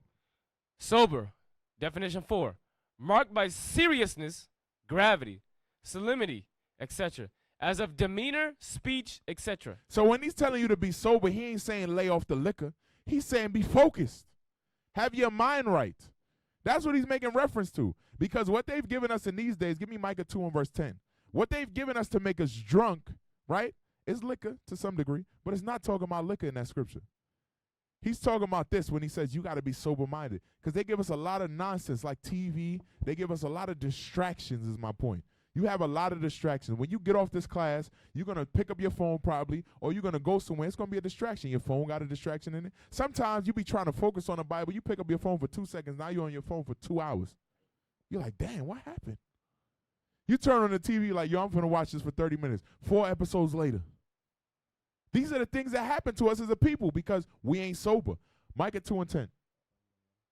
Start at 10 and then we want to, and then I'm on 11. Okay. The book of Micah, chapter 2 and verse 10. Arise ye and depart, for this is not your rest. We got to depart from this place because it ain't the place of our rest. Go ahead. Because it is polluted. It's polluted. Go ahead. It shall destroy you. It's polluted and it will destroy you. So now watch how they destroy you. Verse 11. If a man walking in the spirit, and falsehood do lie. If a man walking in the spirit of falsehood do lie, that's what you get every day. Everything you get from America is lie after lie after lie. You black, you nothing. You ain't nothing to care about. You ain't nothing to be taken serious. Who cares about you, Negro? When you the greatest thing on the planet. When you the kings and princesses of the earth. When you the rulers of everything that your eyes can see. You Simba from the Lion King. But they tell you ain't nothing, bro. You the hyenas. Go over there to Pride Rock. Go take your nigga behind over there where it's dark at and stay over there. That's how they paint your mind. So they walk in the spirit of falsehood and do lie. Go ahead. Saying, I will prophesy unto thee of wine and of strong drink. They prophesy to you of wine, of wine, of wine. The wine is going into that falsehood, those lies that they tell you on a daily basis. You get them through your cell phone. You get them through your television. You get them through other Negroes in your community. You get them through your mama. You get them through your dad. You get them through your brother, your sister. Lie after lie after lie because they polluted everyone around you. So now, when you read the Bible, it's supposed to sober you up. You're supposed to stop being drunk with the lies. Read it again. If a man walking in the spirit and falsehood do lie, saying, I will prophesy unto thee of wine and of strong drink, he shall even be the prophet of this people. Now jump back. Go to 1 Thessalonians 5 and verse 6 again. 1 Thessalonians chapter 5 verse 6. Therefore let us not sleep, as do others, but let us watch and be sober. For they that sleep, sleep in the night, and they that be drunken are drunken in the night. So the point is that you're supposed to be aware of what's going on. Jump to verse 9 for time. Verse 9. For God hath not appointed us to wrath. God didn't appoint us or make us to die and be appointed to wrath. If you have the understanding of what's going on, he's trying to give you a way to salvation, a path to peace and safety. This the blueprint. This the way out. But you ain't paying no attention. You like, hey, what am I supposed to do with this map? Oh, it's directions? Oh, I ain't know it's directions. It's not for no reason you got the map to salvation. It's not for no reason that you have your eyes open to get this understanding. It's the path to peace and safety in these last days. Go ahead. For God hath not appointed us to wrath, but to obtain salvation by our Lord Jesus Christ. So that's done so you can obtain salvation. Give me 2 Peter chapter 3 now, verse 1. 2 Peter 3 and 1. 2 Peter chapter 3 and verse 1. 2 Peter chapter 3 verse 1. This second epistle, beloved, I now write unto you, and by which I stir up your pure minds by way of remembrance. So when Peter wrote this to the people, his goal was to stir up their minds, to put them in remembrance of some of the things we're going over. Because remember, these prophecies were written before time, right? Read verse 2. That they may be mindful of the words which were spoken before by the holy prophets, and of the commandment of us, the apostles of the Lord and Savior. Give me Romans 15 and 4. These things were written before. So what Peter had to do is he had to build the people up. He had to say, you got to go back and watch. You got to read these things, and now you got to look at where you at and fulfill and see where you at in prophecy. These words wasn't spoken in vain. Romans 15 and verse 4. Romans chapter 15 verse 4. For whatsoever things were written aforetime were written for our learning, that we through patience and comfort of the scriptures might have hope. The things were written for you to learn from them, for your learning, for you to actually take them in, not for you to write notes on paper and then discard them. Not for you to come to class and then the next week you get asked a question. You're like, I don't know what that's talking about. That's not what it was for. It was for you to learn. That's why it was written down. Peter understood that. So when he gave you this letter, he's trying to put you in remembrance of those things, just like Paul was trying to do. Just like many of the prophets were trying to do. 2nd Ezra chapter 16 and verse 17. All these things were written for us to have learning in the last days. But what happens to us a lot of the time is this. 2nd Ezra 16 and verse 17. 2nd Ezra chapter 16 verse 17. Woe is me, woe is me. Who will deliver me in those days? So that's the question that Ezra had. How am I going to get peace and safety in those days? It's going to be destruction and chaos all over the earth. How are we going to get out of it? Go ahead. The beginning of sorrows and great mournings. The beginning of famine and great death. He said it's going to be sorrows and great mournings. And the beginning of famines and death. That's what you see when you see men taking their babies up and running across a battlefield, bombs dropping with a baby in Palestine. When you see the women getting snatched out of Israel, raped, bleeding. This is great mourning and death and destruction on the earth. The Lord said it was coming. Now it's here. How will we be delivered in these days? Go ahead. The beginning of wars, and the powers shall stand in fear. Read. The beginning of evils. What shall I do when these evils shall come? Behold, famine and plague, tribulation and anguish, are sent as scourges as what? Are sent as scourges for amendment. So let me get the definition of scourges, then we're going to come back to that verse. It said they're set as scourges for amendment, right? Scourges for amendment. So let's read that. Scourge. We can start at the first one. We can read the first one and the second one. The definition 1, a whip or lash, especially for the infliction of punishment or torture. So the Lord said, I'm going to use the sword and famine and death and destruction as whips or lashes for change. That's the purpose of these things. I'm going to afflict you, Negroes. I'm going to afflict you, Hispanics, you natives, so that you have force to change. I'm going to make it not comfortable for you no more. So when you seeing it happen everywhere, he said, I'm about to make it so they got to repent. I'm going to make it so bad out here, you ain't got no choice. But we, the Israelites, the people that understand, you should be aware. That's why the prophets always had to put you in remembrance. Make your mind say, let me reflect on these things that's happening in the Bible. Because if you don't, you'll walk around in the place of falsehood and lies, right? Babylon means land of confusion. So you'll walk around in the land of confusion, and you yourself will become confused. You forget. You forget what's going on. You'll leave the Bible, and straight away you forget. You be like, damn, I'm an Israelite. I'm supposed to be keeping the laws of God. Damn, she got a fatty. Oh, my God. You forgot the law. If you look upon her, you've committed lust. You forgot it. You forgot adultery. You forgot not to be angry about everything. You forgot immediately because you ain't focused on the Bible. So he said, I got to bring whips and scourges for you to change. I got to beat you behind. Read the second definition. A person or thing that applies or administers punishment or severe criticism. Okay, jump back. Go back to the scripture. Read it one more time now. 2 Ezra chapter 16, verse 19. Behold, famine and plague, tribulation and anguish are sent as scourges for amendment. But for all these things they shall... Amendment means change. That's why I'm saying scourges for change. Go ahead. But for all these things they shall not turn from their wickedness. Read. We have verse 20? Yep. Okay. So he said for everything that happened, that's the end of the verse? No. Finish it out. Nor be always mindful of the scourges. That's the point I wanted right there. We're not always going to be mindful of the whips. So we need men to show us, hey, this is happening. This is why it's happening. So we could get our mind back right. Because these things are going to happen over and over again. But what we got to understand is at some point, these men going to go away and the Lord going to hold you accountable. That's what leadership keep preparing us for. At some point when they start afflicting the Israelites, afflicting the teachers, you're going to have to keep yourself mindful of the things that are going on in the earth. And if you ain't been studying, if you ain't been reading on your own, how are you going to watch and pray? You ain't going to know nothing because you ain't going to have nobody to show you nothing. You got to get yourself right. You got to take the opportunity in every moment you got right now to study and learn these scriptures so that when this time comes, you can refer back to the scriptures and be strengthened by it. Give me Habakkuk chapter 2 and verse 3. That's why this Bible is here. It's not here for a game. We think it's a joke thing, right? We think it's just funny and it's entertainment, but we got to get our minds right. We got to be watching and praying. Read that. 2 and 3. Habakkuk chapter 2 and verse 3. For the vision is yet for an appointed time, but at the end it shall speak and not lie. The vision is coming. It's going to speak and it's not going to lie. But when we're not mindful of it, we won't be able to tell what's going on. We're not going to be able to tell the vision is speaking. That is happening. That is real life. So we always had to be put in remembrance of these scriptures. Jump back to where you were. There's going to be scoffers walking after their own lusts. This is what some of these lusts are going to look like. Start at verse 1. 2 Timothy chapter 3 and verse 1. This know also, that in the last days perilous times shall come.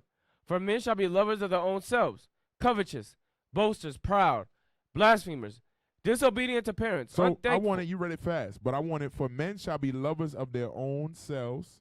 So give me Philippians chapter 2 and verse 3. Men are going to be lovers of their own selves. When you look at the wars and the famine and the sword going on in these last days, men are going to be lovers of their own selves. They ain't going to care about nobody else. They ain't going to be thinking about nobody. That's what's going to happen on the earth. Right now, your brother might care about you. Right now, your mama might call you. Soon, your mother not going to give a damn about you. Soon, your cousin ain't going to give a damn about you. The Lord said it as well. He said that love is going to wax cold. Give me that real quick in Matthew 24. The Lord said it as well. It's not just here in Timothy that Paul said it. It's also here where Christ said it as well. Give me that in Matthew. Matthew chapter 24 and verse 12. And because iniquity shall abound. He said because sin shall be everywhere on the earth. Go ahead. The love of many shall wax cold. Many people ain't going to have love. They not going to have love for you. You think they got love for you. Right now, you call your mom, you have a conversation with you. When your mama found out you an Israelite and you're talking to her, might get her put to death, she going to tell where you at. Hey, baby, come outside right now. You at your address, right? You walk outside, the cops there. Your mama going to betray you. Your mama going to sell you out. I'm telling y'all. Some of y'all like dealing with your worldly family thinking they ain't going to have your back. It said because of the love because iniquity shall abound, the love of many shall wax cold. Go to Philippians chapter 2 and verse 3. They're not going to have this mind in Philippians 2 and 3. The only people that will have this mind and not be after the lust of the flesh or their different lusts are going to be the Israelites. They're going to have this mind, Philippians 2 and 3.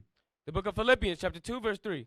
Let nothing be done through strife or vainglory. The Israelite man or woman in the last days is not going to be looking for strife or vainglory to take care of themselves. Go ahead.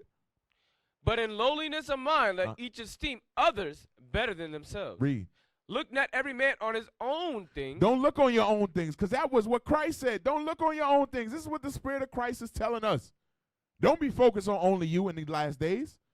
If you are only focused on you, you're going to be one of the ones that sell everybody out, that don't care about nobody else, that's willing to say, I'm going to make sure I take care of me before I take care of them first and foremost. You're not going to die for your brethren. You're not going to lay down your life, as the scriptures say, because you got the mind to only focus on you. These are the different lusts we're going to battle with in the last days. When we see destruction and famine hitting, you're going to stop caring about brothers around you if you're not in these scriptures and you're not mindful of what's going on. Read. Look not every man on his own things, but every man also on the things of others. Let this mind be in you, which was also in Christ Jesus. Okay, jump back to 2 Timothy. 2 Timothy chapter 3 and verse 2. For men shall be lovers of their own selves, covetous. Give me that. Give me, you see how these first two things is heavy. You care about yourself more than anybody. Give me that in Jeremiah chapter 6 and verse 13. And then you're going to be covetous. Think about the first two things he said. Think about the Negro and think about the first two things he said. He said a Negro only going to care about himself and want to take care of himself. He going to be looking at your stuff saying, yo, I'm going to steal his house. I'm going to steal his car. I'm going to steal the things he got. This is what the Spirit's going to be on the earth. Ain't nobody going to be like, yo, let me look out for this brother. Let me take care of this brother. Let me make sure this brother's straight. Not if you ain't reading this Bible, you ain't. You going to revert back to being a lover of yourself and being covetous. Eyeing other people's things and thinking about how you could take it. I likes it and I needs it. That's what you're going to say. Some of y'all going to turn to Fleece Johnson. I hope not. All right, let me stop playing. Go ahead. Read Jeremiah 6:13. Jeremiah chapter 6 and verse 13. Sheesh. For from the least of them, even unto the greatest of them, every one is given to covetousness. Everyone is given unto covetousness. Meaning from the least of the Israelites unto the greatest of the Israelites, the leaders, right? From the base person all the way at the bottom, the new brother that came in, to the person you view and you esteem highly, they're all given to covetousness. It's a spirit they all got to battle with. So if you ain't locked into this Bible and meditating on that and focusing, you're going to be the one that gives into it. That's the end of the verse? Yes, sir. Okay. Oh, no, sir. Okay, and from the finish it up. prophet, even unto the priest, every one dealeth falsely. So give me Romans chapter 7 and verse 7. Give me that. 7 and 7.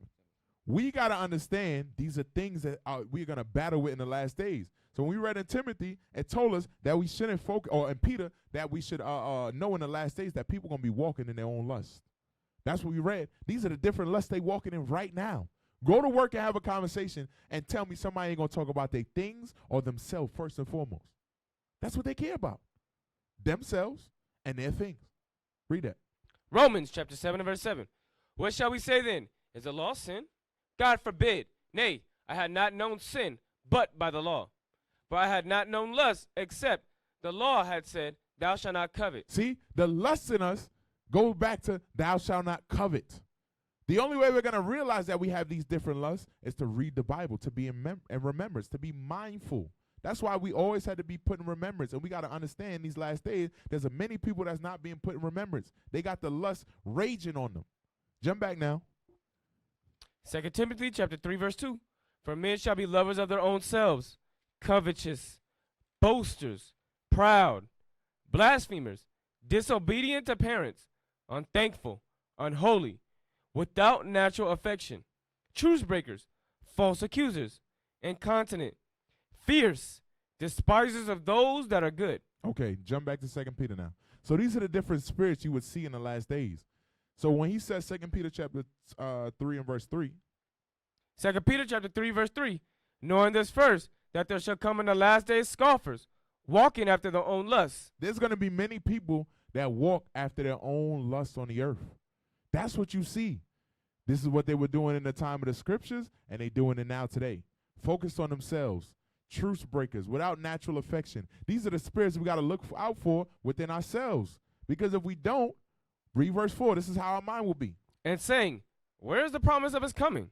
For since the fathers fell asleep, all things continue as they were from the beginning of the creation. That's how we'll think. We'll think, yo, the Lord ain't coming back. Give me Hebrews 10 and verse 37. We'll think the Lord ain't coming back. We'll say, yo, the Lord ain't coming back. I'm good. I'm chilling. I don't know what you're talking about. You'll forget the Lord's on his way. You'll forget you got to be in perfect order when he returns because you let your lust take over. Read that. Hebrews chapter 10, verse 37. For yet a little while, and he that shall come will come and will not tarry. It said, he that will come, and he will not wait. He's on the way. But the mindset of the world is to tell you he ain't coming back. The Lord ain't on his way. Just keep doing what you're doing. Enjoy yourself. Everybody going to die anyway. So why are you so focused on the Lord returning? Go ahead. Now the just shall live by faith. But if any man draw back, my soul shall have no pleasure in him. But we are not of them who draw back unto perdition, but of them that believe to the saving of the soul. Okay, jump back. We got to be the ones that believe to the saving of our soul. This is the path to peace and safety. If we believe, we will save our souls. Go ahead. 2 Peter chapter 3, verse 5. For this they willingly are ignorant of, that by the word of God the heavens were of old, and the earth standing out of the water and in the water. Read. Whereby the world that then was, being overflowed with water, perished. The world was overflowed or was flooded in the time of Noah. That's what it's referring to. Go ahead. But the heavens and the earth, which are now, by the same word, are kept in store, reserved unto fire. Unto what? Unto fire. Unto what? Unto fire. Okay, go ahead. Against a day of judgment and perdition of ungodly men. Zechariah chapter 13 and verse 8. The world is reserved unto fire. The Lord is going to come back, and the world is waiting to be burned with fire. It knows what's going to happen. It was created with the purpose of one day fire is going to burn the earth. Zechariah 13 and verse 8. Zechariah chapter 13 verse 8. And it shall come to pass that in all the land, saith the Lord. In all the land of Babylon the Great, in all the land of America. Go ahead. Saith the Lord. 2 parts therein shall be cut off and die. 2 parts of the Israelites are going to be cut off and die. They're going to be destroyed here because their minds ain't focused on this Bible. Because they say, where's the promise of his coming? Because they're caught up in their lust. Because they say all things continue as they've been since the creation. Because they're not always mindful of the scourges. Because they don't watch and pray. They're going to be burned up. That should scare you into making sure you study and you focus on the scriptures every day. Because there's going to be a group of people who are not paying attention and they're going to be burned. Who are going to turn back, knowing what they know, and be burned. That should scare you. You should be making sure with everything, every fiber in your being, that you're aware of that and that you're watching yourself so you don't end up that person. But for some of you, again, this is just like a good Aretha Franklin song. Yo, this Mad Entertainment. I like how it looks. I like how it sounds. This feels good to me. We got to understand this scriptures ain't a joke. It's not something for us to play with. Every scripture that we hear, we got to take it seriously as if our life depends on it because 2/3 are going to die. Read. And I will bring the third part through the fire. The third part I'm going to bring through the fire. That means literally when the nukes hit the earth, I'm going to save a third part out of the fire. Go ahead. And will refine them as silver is refined. I'm going to refine them. I'm going to build them up. I'm going to change their spirits. Go ahead. And will try them as gold is tried. They shall call on my name, and I will hear them. I will say, it is my people, and they shall say, the Lord is my God. Give me Malachi 4 and verse 1. Let's see if Zechariah was the only prophet that had that vision. Malachi chapter 4 verse 1. For behold, the day cometh that shall burn as an oven. In order for something to burn, you got to put fire in it. The day is coming when the earth is going to burn like an oven. It's going to burn like an oven. I don't know how many of y'all went and sat in the oven. We don't do that because we don't want to be on fire. So why you going to stand here and set yourself up to be burnt with fire now? You don't put your head in the oven. So why would you put your spirit in a spiritual fire? Why would you do that? You got to understand what's coming to the earth. Read. For behold, the day cometh that shall burn as an oven, and all the proud, yea, and all that do wickedly shall be stubble. And the day that cometh shall burn them up, saith the Lord of hosts. The Lord said this day is going to burn them up. Jump back to 2 Peter now, chapter 3 and verse 7. 2 Peter chapter 3 and verse 7. But the heavens and the earth which are now, by the same word are kept in store, reserved unto fire against the day of judgment, and perdition of ungodly men.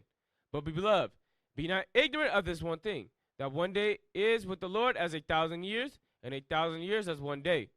The Lord is not slack concerning his promise, as some men count slackness, but is long-suffering toward usward, not willing that any should perish, but that all should come to repentance. That all should come to repentance. That all is referring to Revelation 7, 1 through 4. For time, we're not going to get it. Go ahead.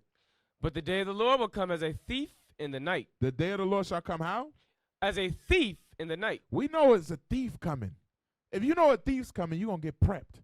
You're going to start preparing the house. You're going to make sure you got weaponry. You're going to make sure that you guard all the walls and windows. You're going to make sure you got a good alarm system. You're going to set yourself up for success against the thief. That's what he was reading. We was reading earlier when we read 1 Thessalonians 5. The path to peace and safety is one where we're paying attention. It's one where we're aware that a thief is coming. That's how you get peace and safety. If you're not aware of it, you ain't going to get to the kingdom. You ain't going to get there because you're going to be sitting back. You're going to be like, okay, the Lord coming at some point, and your spirit going to be all off when he returns. You ain't been watching. You ain't been praying. Read verse 10 again. Verse 10. But the day of the Lord will come as a thief in the night, in the which the heavens shall pass away with a great noise, and the elements shall melt with fervent heat. The earth also and the works that are therein shall be burned up. Read. Seeing then that all these things shall be dissolved, what manner of persons ought ye to be in all holy conversation and godliness? Give me that video real quick. Let's see how a nuke's going to hit the earth. Because many of us hear that the earth is going to get burned up with fire, and we can't really picture it, right? So I want to play this video really quickly. Let's play this video. Doomsday is here. A nuclear bomb has just unleashed hell right in front of your eyes. The land turns to ash and scatters in the wind in just moments. You have mere seconds to get to safety. But once that blast hits, how could the light burn your skin?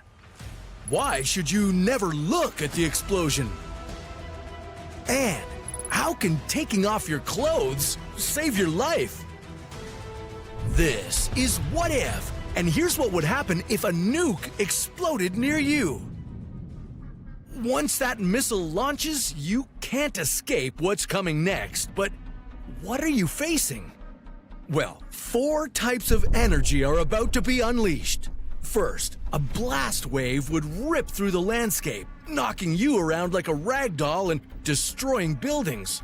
After that, brace yourself for intense light, followed by skin-melting heat and deadly radiation. Then, a hot bubble of gas will form a fireball that will vaporize everything inside it. All that dust debris will shoot up into the air, creating the iconic mushroom cloud. Even if you somehow survived this nightmare, why would your life never be the same again? So far, only one nation has used a nuclear bomb against its enemy. The first of the 2 bombs dropped on Japan by the United States during World War II, Little Boy, decimated Hiroshima. It had the strength of 15 kilotons of TNT. But that's nothing compared to what nuclear weapons are packing today. The most powerful is 80 times stronger than what hit Hiroshima. Now, while that would be devastating and level everything for miles, it wouldn't make our planet a nuclear wasteland. You, on the other hand, well, you wouldn't be so lucky. If you happened to be in the blast vicinity, your days would be numbered. Remember that intense bright light? Yeah, well, that flash is strong enough to burn your skin off. These intense flash burns can be fatal, and they killed 50% of the people who died in Japan. And here's hoping you didn't stare directly into that blast, because this devastating light would oversaturate your retinal pigments and leave you blind. Flash blindness can go away after 2 minutes if the explosion happens during the day, but at night, you could be blinded for much longer. And if you weren't sheltered, you may not survive what's coming next. In just a fraction of a second, the nuclear fireball would expand out like a balloon rising into the sky. The heat from that fireball would send out a blast wave that would rip you and the ground under you apart. If you didn't make it indoors before the blast, the supersonic wave might kill you by ripping off your skin or sending you flying through the air. Then, a violent burst of thermal radiation would be released and head right toward you. And unfortunately for you, it's only going to get worse. Next, a second pulse would hit, lasting a few seconds this time. This wave would carry 99% of the total thermal radiation from the nuke. You could be 8 kilometers away and still suffer first-degree burns from this detonation. And all that would happen in a matter of moments. Then, the resulting mushroom cloud would tower above everything. So, what would you do now?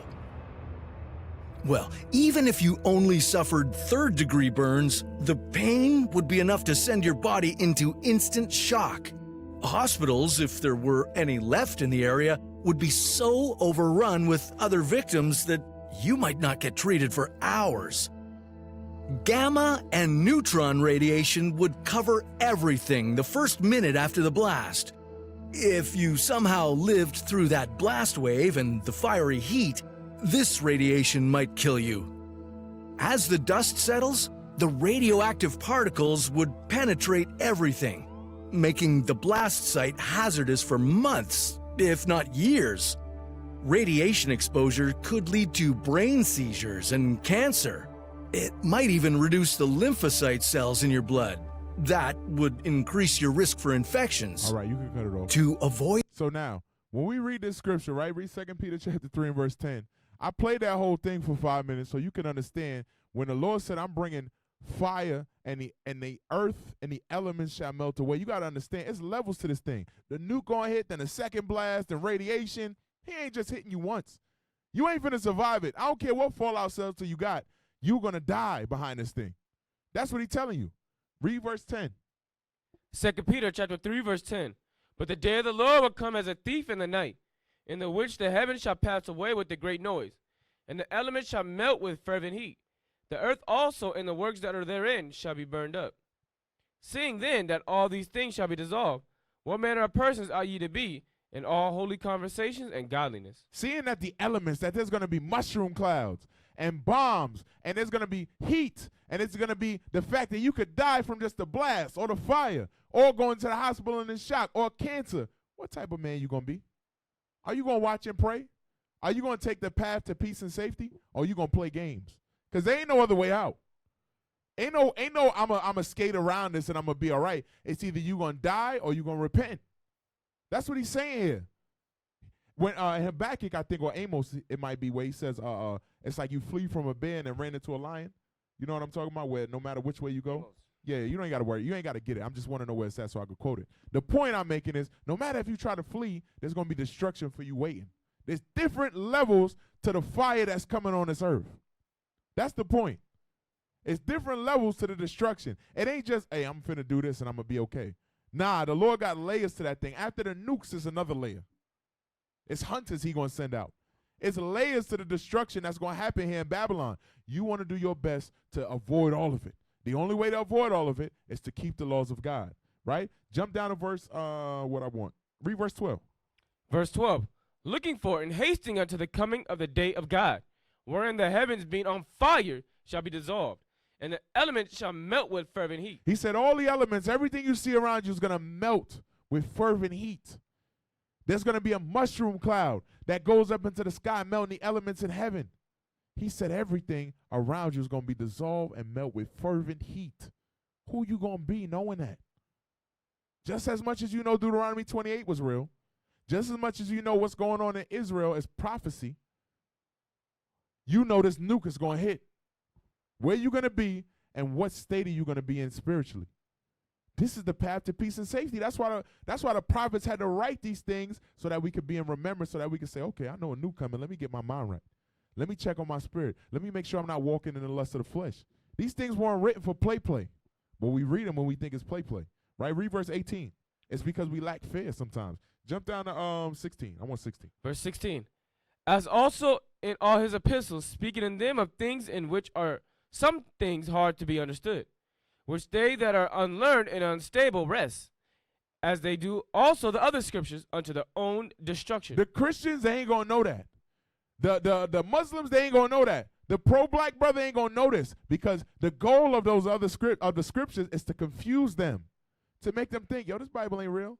The Lord wants them to destroy themselves. He wants them to be destroyed when the Lord returns. He got to kill 2/3 of our people. That's what he said. It got to be true. But you that know, you're supposed to be walking different. You're supposed to be always mindful of the scourges. You're supposed to be watching and praying and paying attention so that you could get to that safety. Keep reading.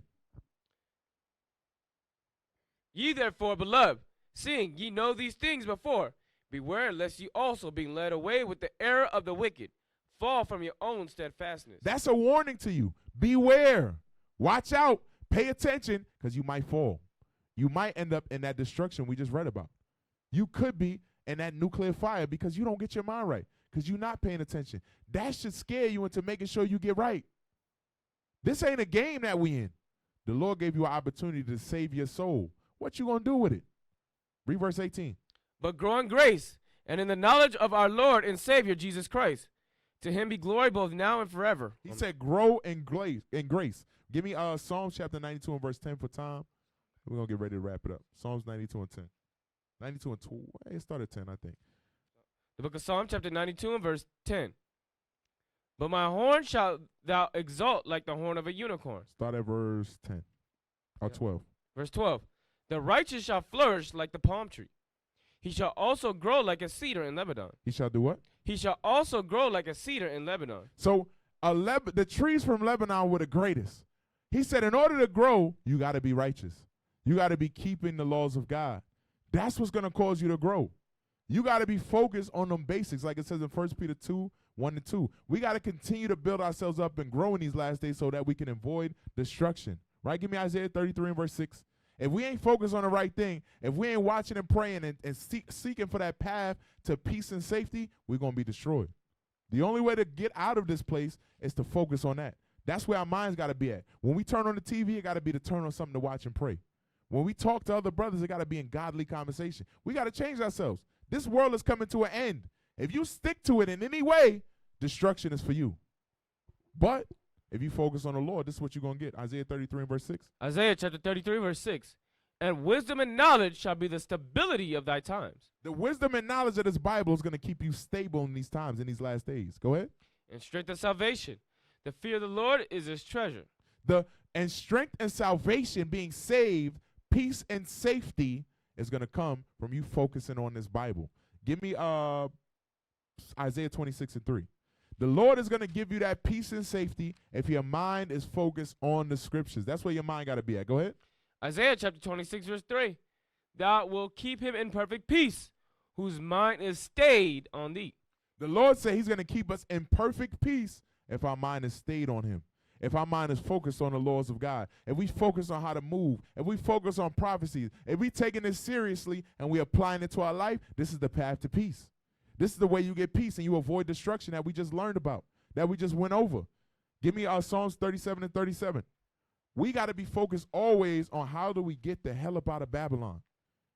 If this place is going to be destroyed, if this is the burning building and there's a doorway that you got to get through, you got to focus on that doorway and get out. That's what you got to focus on. Don't let the other distractions distract you. You in a burning building and you turning left and looking like, that woman look good. The building is burning. What are you doing? The hell is wrong with you? You going to get burned up in the building behind some lust, behind some booty? Huh? Behind some anger? Behind some not loving your brother? That's what you're going to die because of? Come on, man. We got a kingdom to get. We got safety to get to. Read that. Psalm chapter 37, verse 37. Mark the perfect man, and behold the upright, for the end of that man is peace. The end of that man is what? For the end of that man is peace. Read it one more time. Mark the perfect man, and behold the upright. We're going to be marked if we perfect. And we rolling in the spirit. Go ahead. For the end of that man is peace. The end of that man is peace and safety. This the path to peace. Nothing can stop a man that's rolling in the spirit of the Lord. You're going to get peace. I don't care if they put you to death when they start to afflict us. In the end, you're going to get peace. You're going to get a kingdom that you reign in forever. That's peace. That's what you want. Escape this place of destruction and get to the peace. Get to the safety. Proverbs 21 and verse 31. Proverbs 21 and 31. Now we need the safety. Proverbs chapter 21 and verse 31. The horse is prepared against the day of battle, but safety is of the Lord. But safety is who? But safety is of the Lord. Safety comes from being connected to the Lord, keeping these laws, thinking about what manner of person you are, focusing on the laws of God and not what this world wants you to focus on. If you focus on that, you're going to be saved. Give me Wisdom of Solomon chapter 18 and verse 7. You're going to be saved when the Lord returns. You're going to be safe. You're going to be good to go. But if your mind is always caught up on evil, if your mind is caught up on pop culture, if your mind is caught up on rap videos and TikTok and Netflix, you're going to be destroyed when the Lord returns. Because you ain't getting closer to God and examining your spirit, making sure that you're that perfect man, that one that dwells with the safety of the Lord. Go ahead.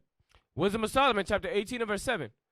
So of thy people was accepted both the salvation of the righteous and destruction of the enemies. That's what we got to accept in these last days. In order for us to get salvation, our enemies must be destroyed, and that's what we're watching through these prophecies. That's what we're watching when these classes come out. We're seeing that our enemies are going to be destroyed. We're seeing it. That's a part of our salvation. We got to focus on that and understand, okay, the other part of our salvation is us keeping the laws, us getting our minds right. The only way we can be saved is to be that perfect man that is marked. Go ahead. So of thy people was accepted both the salvation of the righteous and destruction of the enemies. Read. For wherewith thou didst punish our adversaries, by the same thou didst glorify us. By their nukes and their bombs and the fire that's going to come to them, we get glory. That's what we get, y'all. We get glory on earth. We get the kingdom of heaven forever through the destruction of our enemies. That's what y'all got to understand is taking place right now before your eyes. The Lord said, I will set them in order before their eyes. And right now, we watching as they are destroyed, and we are coming up and rising up as a nation. Don't be the one that get left behind because you ain't watching and praying. This ain't no child left behind. The way this thing works is you got to be perfect yourself. You got to be rolling in the spirit in order to get this. Revelation 21 and verse 4. You got to be rolling in the spirit so that when the Lord returns, this is going to be the end result to you.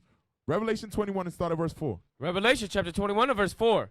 And God shall wipe away all tears from their eyes. We ain't going to cry no more. You ain't going to be sad. You ain't going to be worried because you stayed on the Lord. That is perfect peace. That's the peace we want. No more tribulation. Go ahead. And there shall be no more death, neither sorrow, nor crying, neither shall there be any more pain, for the former things are passed away. Jump to verse 7, though. This is the opposite. Verse 7. He that overcometh shall inherit all things, and I will be his God, and he shall be my son. So we do the right thing, we will inherit the kingdom in all things. But verse 8. Watch what happens if we ain't paying attention to our spirit and watching and observing and praying and moving in the right direction. If we're not doing these things, then destruction is what we're going to get. So we got to realize we walk on a slippery slope. We can't play with it. The path to peace and safety is narrow. And the Lord gave us a way there. He told us, be mindful of what's going on in the earth. Be mindful of the different things that's taking place. They're not happening for no reason. Because if not, read verse 8. But the fearful and unbelieving and abominable and murderers and whoremongers and sorcerers and idolaters and all liars shall have their part in the lake which burneth with fire and brimstone, which is the second death. So if we ain't paying attention, that's our result. But if we are focused, we're going to have our tears wiped away. We're going to have grace. We're going to have glory, right, on the earth. We're going to have everything that your eyes could see, Simba. That's what we get if we keep the laws of God. So I pray y'all learn something from the class. Remember, follow IUIC San Diego on YouTube. Lord's will, y'all learn something, man. Shalom, Most High in Christ bless. Have a good day. What is a nation? Nation is family. Nation is community. Nation is men leading by example. Nation is women's support. Nation is children with role models. Nation is